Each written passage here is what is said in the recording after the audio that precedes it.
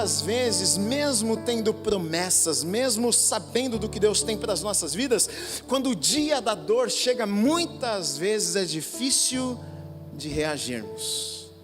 A gente desanima, a gente para, a gente permite que o momento difícil nos paralise. Talvez nesse momento difícil aqui, aqueles irmãos que chegaram ali para consolar Efraim, talvez o lembraram das promessas e disseram: olha, um dia o seu avô colocou as mãos sobre a tua cabeça e declarou sobre a tua vida de que a sua descendência seria poderosa, de que a sua descendência seria grande. É promessa de Deus para a sua vida, e ele é reanimado ali naquele momento, talvez com aquelas palavras, talvez por lembrar das promessas de Deus. Isso nos ensina algo, queridos, porque se nós estamos vivos, isso significa que Deus ainda não terminou conosco. Talvez você pense: bom, Deus tem uma promessa para a minha vida, mas olha o tanto de coisas terríveis que aconteceram. Deixa eu te dar uma notícia nessa manhã: se você está respirando, se você está nesse lugar, se você está vivo, isso significa que Deus ainda tem planos para realizar na tua vida. Isso significa que Ele não terminou aquilo que Ele começou na tua vida, porque se Ele tivesse terminado, você já não estaria mais aqui. Agora, como seguir? Como continuar? Como seguir com essa tristeza que eu estou enfrentando, Gui?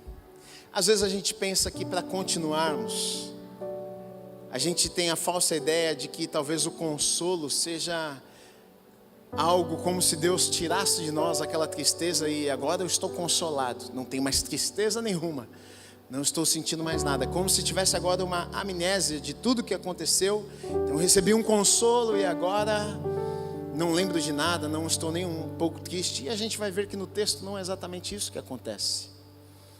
Efraim foi consolado, e depois de ser consolado, ele decide fazer alguma coisa. O que é que ele faz?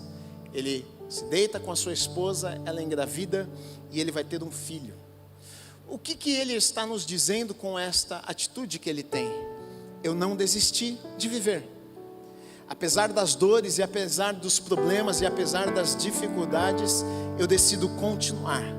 Eu entendo que Deus não terminou comigo, então eu não posso também simplesmente desistir da vida, desistir de viver, ficar aqui paralisado, permitir que essa tristeza, que estas coisas terríveis que me aconteceram paralisem a minha vida e me impeçam de viver o futuro que Deus tem preparado para mim.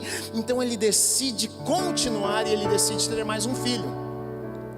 Mas é interessante que quando ele vai ter esse filho, ele coloca um nome no filho. E diferente de nos dias de hoje, muitas vezes as pessoas colocam um nome pelo simples fato de gostarem do nome. Que nome bonito, vou colocar esse nome.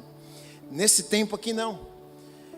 Eles colocavam nomes de acordo com experiências que eles tinham, ou então era uma profecia, algo que eles desejavam que se cumprisse na vida daquele filho, ou então uma dor que eles sentiam, e muitas vezes os nomes dos filhos eram colocados assim. Então esse homem aqui coloca o nome do seu filho de Berias. E se você for olhar o significado aqui, você vai ver que não é tão bom assim o significado deste nome. Nome procedente do feminino, que no significado é ruim, desagradável, causador de infelicidade, pior que o pior, maligno. O que a gente entende é que quando esse homem ele tem um filho, não necessariamente ele não sentia nenhuma dor, pelo contrário, talvez ele tenha tido aquele filho em dores. Ele ainda estava triste porque ele havia perdido seus filhos. Ele talvez não estava no melhor momento da sua vida, e provavelmente não, porque coloca o nome do filho de que pior que o pior. Ele está vivendo um momento triste de sua vida, mas olha só que coisa poderosa, ele não permite que o momento triste de sua vida o impeça de continuar caminhando. Ele não permite que o momento de tristeza na sua vida o paralise naquele lugar para sempre. Afinal ele entende: eu sei, eu estou sofrendo, eu sei, tem dores, eu sei, eu não queria estar passando pelo que eu estou passando, mas olha só, eu preciso continuar, porque Deus ainda tem algo para fazer na minha vida, e através da minha vida eu preciso preciso continuar mesmo em meio às dores, eu preciso me levantar e superar isso aqui, porque eu tenho promessa. Deus disse que faria, Deus disse que abençoaria gerações, então eu preciso dar os passos, eu preciso me levantar, eu preciso seguir em frente, mesmo que seja triste, mesmo que seja chorando. Então nós vemos aqui neste homem um posicionamento. E talvez ele tenha tido a facilidade de se posicionar dessa maneira em um momento tão difícil, porque ele teve, na verdade, um grande exemplo. Se você olhar para trás e se lembrar da história de José, José, com 17 anos, recebe sonhos poderosos de Deus, mas viveu coisas terríveis, sofreu, chorou. 13 anos da sua vida viveu em grande aperto, sendo traído, esquecido, injustiçado, passou por prisões. Mas ele não permitiu que os momentos difíceis que ele havia passado paralisassem sua vida. Pelo contrário, na verdade, quando ele chega lá e quando ele é governador de todo o Egito e ele está naquela posição e seus irmãos chegam diante dele e com medo porque o pai havia morrido, e agora eles estão pensando: José vai nos matar, porque agora ele tem poder para fazer isso, ele tem autoridade para fazer isso, a gente vendeu ele como escravo, agora nós estamos perdidos. Mas quando José percebe o desespero dos seus irmãos, o que é que ele diz para os irmãos? Olha, vocês intentaram um mal contra mim, mas Deus reverteu o mal em bênção. E ele reconhece, diz: na verdade Deus estava me enviando à frente, para que em um momento como esse eu já estivesse aqui para cuidar agora de vocês. Olha o entendimento que José tem, olha o entendimento que ele tinha. Ele passa por momentos terríveis em sua vida, mas ele não permitiu que os momentos terríveis em sua vida o paralisassem.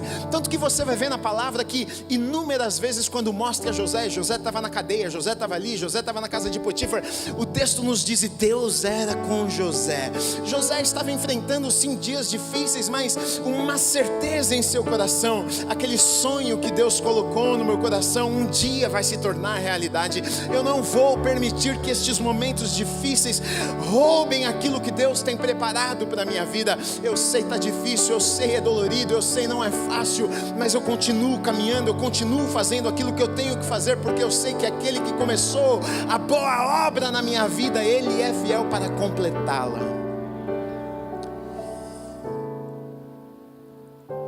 E muitas vezes a gente se esquece disso. Quando a gente vive momentos difíceis nas nossas vidas, a sensação é de que Deus agora perdeu o controle e Ele não vai fazer e realizar aquilo que Ele nos falou que Ele iria fazer. Enquanto, na verdade, muitas vezes, nós somos os grandes culpados por não chegarmos lá. Deus nunca nos prometeu que nós não ficaríamos tristes, não passaríamos por dificuldades. A promessa dele é diferente, que Ele estaria conosco, até nos momentos mais difíceis das nossas vidas. Ah, Gui, mas a vida, eu sei, você tem motivos para chorar. Eu sei, que às vezes é muito difícil, mas você pode se levantar, ou você pode permitir que estes momentos difíceis roubem o futuro que Deus tem preparado para a tua vida. Este homem aqui, ele decide se levantar. José decidiu se levantar, e eu acho, um tempo atrás eu preguei sobre os patriarcas e José, falei sobre a vida dele, e é maravilhoso que depois dos 7 anos de fartura, provavelmente foi nesse período aqui, 7 anos de fartura, que José tem então seus filhos, e ele tem Manassés e ele tem Efraim. E Manassés, o primeiro filho que ele tem quando ele está ali no Egito, Deus já havia dado uma reviravolta em sua vida. O significado do nome Manassés é esquecer. O próprio texto nos diz: Deus me fez, ele disse isso, Deus me fez esquecer todo o meu trabalho e toda a casa de meu pai. Será que Deus fez José esquecer o que ele havia passado? Não. Mas ele tem aquele menino, Manassés nasce, ele olha para aquele menino, não é que ele havia se esquecido de tudo que ele havia passado, mas é como se ele estivesse dizendo: olha, Deus me fez chegar aqui, foi por Deus que eu cheguei até aqui, só eu sei o que eu passei nessa vida, mas eu cheguei aqui, eu estou aqui, olha essa promessa aqui na minha frente, eu sei que sozinho eu não poderia ter chego aqui, eu sei que eu não ia dar conta, a dor foi muito grande, os problemas pareciam insuportáveis, mas Deus me fez esquecer, Deus me trouxe até este lugar. Então José vai ter outro filho, e seu outro filho é Efraim, que diz duplamente frutífero. Ele diz: Deus me fez próspero na terra da minha aflição, ou seja, Deus não apenas me sustentou nos dias difíceis, mas Ele fez mais, Ele fez além daquilo que eu podia imaginar. Ele não simplesmente me abençoou, me sustentando nos dias difíceis, mas Ele fez mais do que isso, Ele me deu mais, Ele deu o dobro, duplamente próspero, Ele me deu mais do que eu podia pensar ou imaginar. E deixa eu te dizer uma coisa, é exatamente isso que Deus faz nas nossas vidas. Às vezes a gente pensa: olha, não tem como mais ser feliz, não tem como mais viver as promessas. Deixa eu dar uma palavra para o teu coração nesta manhã. Deus não vai apenas te sustentar pelos dias difíceis, Deus não vai apenas guardar o teu coração nos dias difíceis, Deus não vai te levar para o outro lado apenas depois de dias difíceis. Ele vai estar com você sim, Ele vai sustentar a tua vida sim, mas Ele vai fazer coisas que você não imaginou. Ele vai te abençoar de tal maneira que, assim como José diz: olha, Efraim duplamente frutífero, assim vai ser na tua vida também, em nome de Jesus, porque Deus é aquele que faz infinitamente mais além daquilo que nós podemos pensar ou imaginar.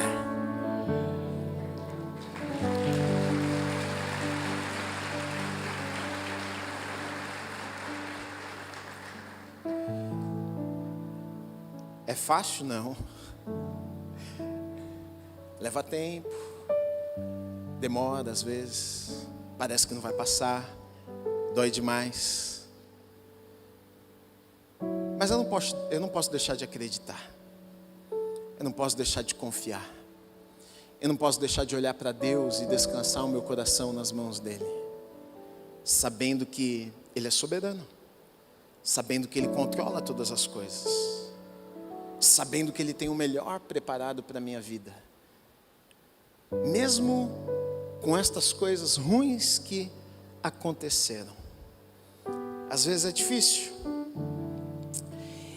mas Efraim vai nos ensinar que é possível ainda viver não apenas coisas boas, mas melhores do que nós poderíamos imaginar.